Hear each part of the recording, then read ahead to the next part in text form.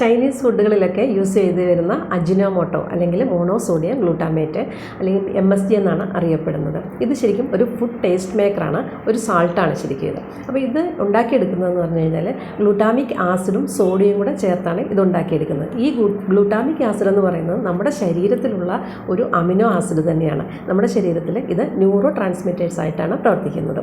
അതുപോലെ തന്നെ നമ്മൾ നാച്ചുറലായിട്ട് കഴിക്കുന്ന ടൊമാറ്റോ, ചിലതരം ഫിഷുകൾ, ബട്ടർ, ചീസ് ഇതിലൊക്കെ തന്നെയും ഈ ഗ്ലൂട്ടാമിക് ആസിഡിൻ്റെ സാന്നിധ്യമുണ്ട്. വേൾഡ് ഹെൽത്ത് ഓർഗനൈസേഷനും അതുപോലെ തന്നെ FSSAയും എല്ലാം ഈ ഫുഡ് അഡിക്റ്റീവിനെ, അതായത് അജിനോമോട്ടോയെ അംഗീകരിച്ചിട്ടുമുണ്ട്. എന്നാൽ സാധാരണ ഭക്ഷണങ്ങളിൽ അലർജി ഉണ്ടാകുന്നത് പോലെ തന്നെ ചിലർക്ക് ഈ അജിനോമോട്ടോയുടെ ചില അലർജികളുണ്ടാകും. അത് വലിയ കാര്യമായിട്ടുണ്ടാകാറില്ല. സാധാരണ തലകറക്കം, ഓക്കാനം, ഛർദി എന്നിവയാണ് ഉണ്ടാകുന്നത്. അപ്പം എല്ലാവർക്കും ഇത് സുരക്ഷിതമായിട്ട് തന്നെ അതിൻ്റെ കൃത്യമായ അളവിൽ ഉപയോഗിക്കുകയാണെങ്കിൽ ഒരു കുഴപ്പവും ഉണ്ടാകാത്തതാണ് ഈ അജിനോമോട്ടോ.